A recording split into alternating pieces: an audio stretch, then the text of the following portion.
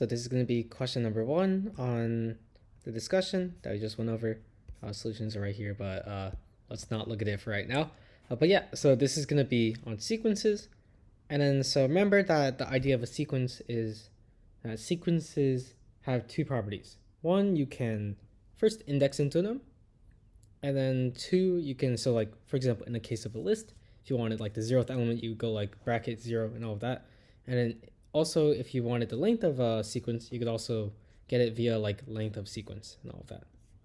And then so yeah, and so starting out with this function, it's gonna be like we're gonna be implementing like the map, filter, and reduce functions, but with like a function rather than like just like calling it.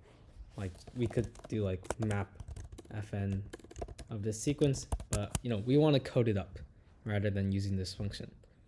Yeah, so we're going to take in a sequence and then we're going to return a list containing fn applied to each element in the sequence.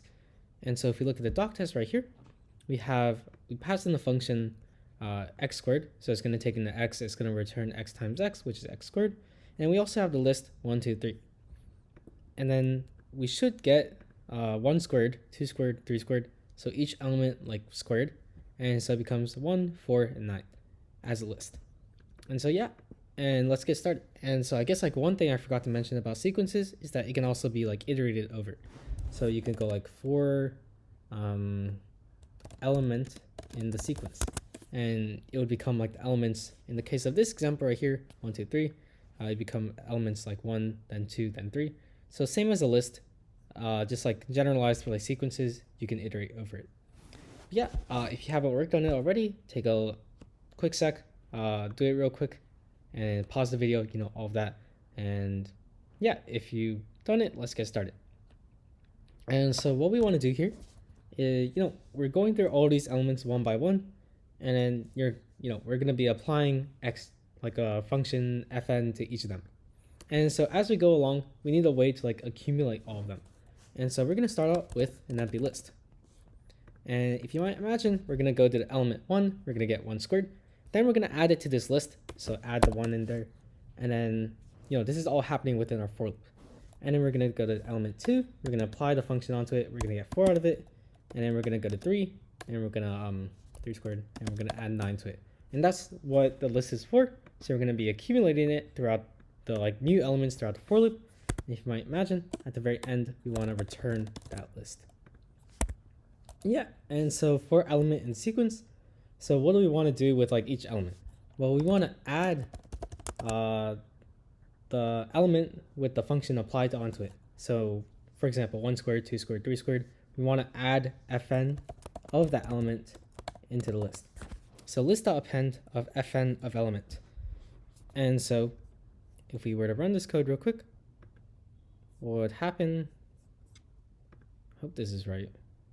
Yeah, it is right. And so what happens here, if we were to go through this example right here, so elem, we're going to start with the empty list.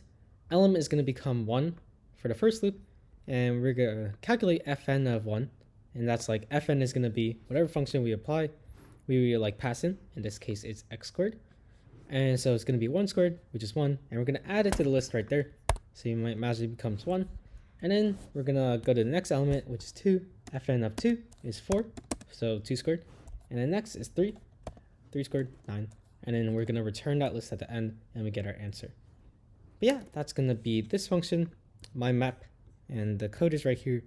Notice how they do use a bit of a different notation, and they're really the same thing. And so append, here we're trying to add like a single element, and so dot append would add fn of element to like the end of it, which, you know, is what we want. And this does a little bit a different way. It adds like 2 lists together, and it adds like a single list containing the element fn of element, like the new element we want to add. And so list addition versus like append, really the same thing, but yeah. And I guess if you're curious, we can also do this using a list comprehension. And so if you might remember how you like want to structure your for loops, I mean your list comprehensions are like for x in something, your map expression for x in something if some filter condition. And so here, map expression is pretty much like what we want to do.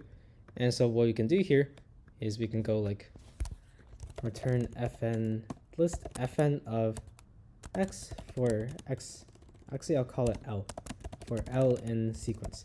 So for each element in the sequence, we're gonna apply fn onto it and like map it. But yeah, that's gonna be my map, and let's go to the next part.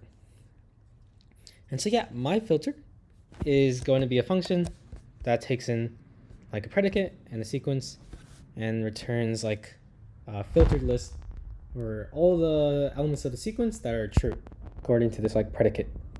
And so here we have the example. We have a function predicate that says like if x is even or not. And then we have the list 1, 2, 3, 4, and then it filters out everything that's not even. So 2, 4.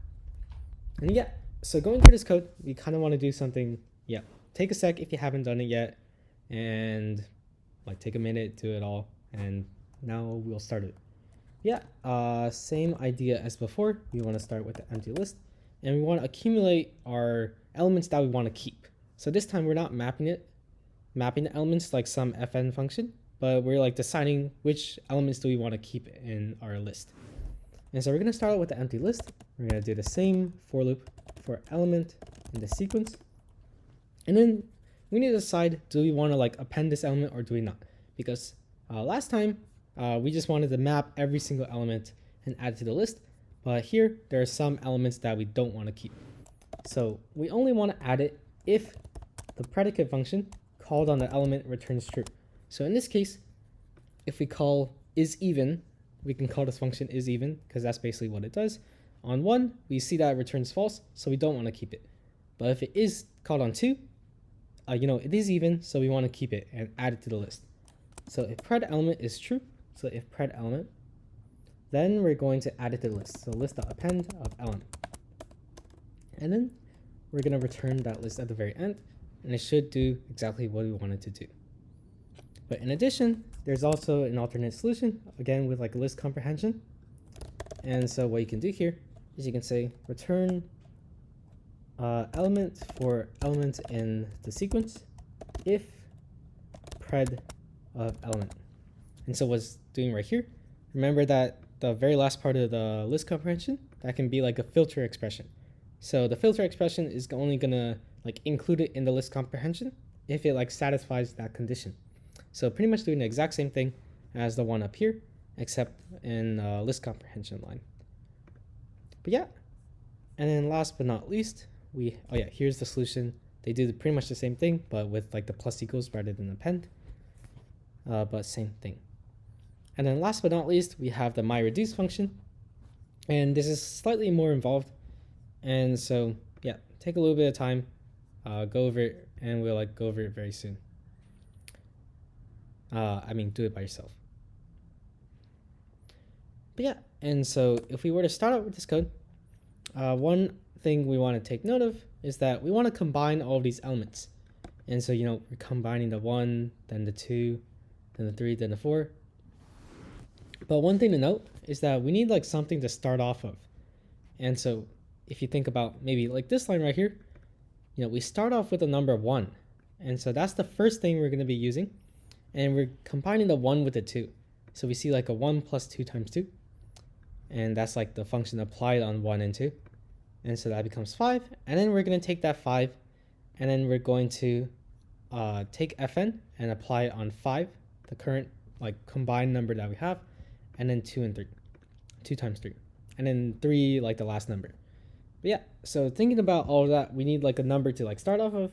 And these doc tests kind of suggest that we need the 1 to start off of. Because we're combining the 1 with the 2. And then we're taking the result of combining the 1 and 2. And then we're combining it with 3.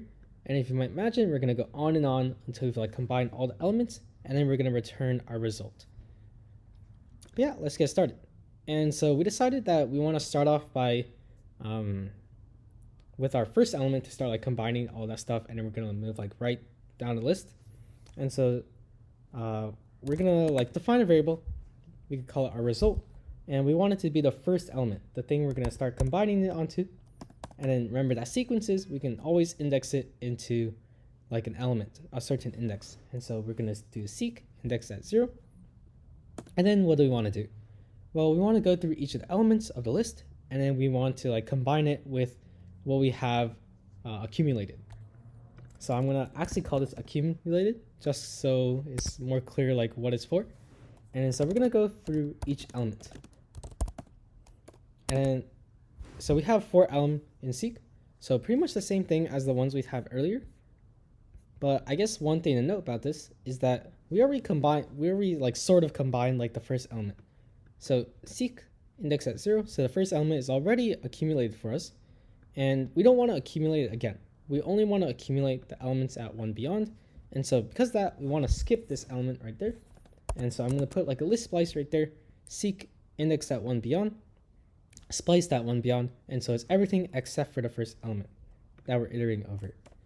And then so what we're going to do here inside of this for loop is that we want to like merge those 2 elements together, like the accumulated number with the current element, and then we want to like assign it back to accumulated, and we're going to like accumulate it over and over again. And at the end, I'll like write it here right now, but we're going to return the accumulated number. And how we're going to accumulate it, we're going to use the combiner function. And so combiner function, if, for example, the example right here, lambda xy, x plus 2 times y, we accumulate it by calling it on like combining like the 1 and the 2. So x is 1, y is 2. It's like 1 plus 2 times 2. And as you can see right here, that is how we accumulate all of it, or like combine all of it. And then so we're going to write an expression, combiner of the accumulated number, and then we're going to do it with the current element. And so we like combined all of it together, and what do we have to do again? We're going to have to assign it back to accumulated, to like, so that accumulated can be like the new combined number, and then you're going to combine the next number together, and then next, and all of that. And at the end, we should have this like huge hunk that we can like return, our huge accumulated number. But yeah, that should be our code right here. And if we look at the solution right there, pretty much does this exact same thing. Combiner of what they call total accumulated, pretty much the same thing. But yeah, but this is all of question number 1. If you have any questions about sequences, lists, anything like that, feel free to like email me. I'm always available. But yeah, hope you have a great day, and I will see you on Wednesday.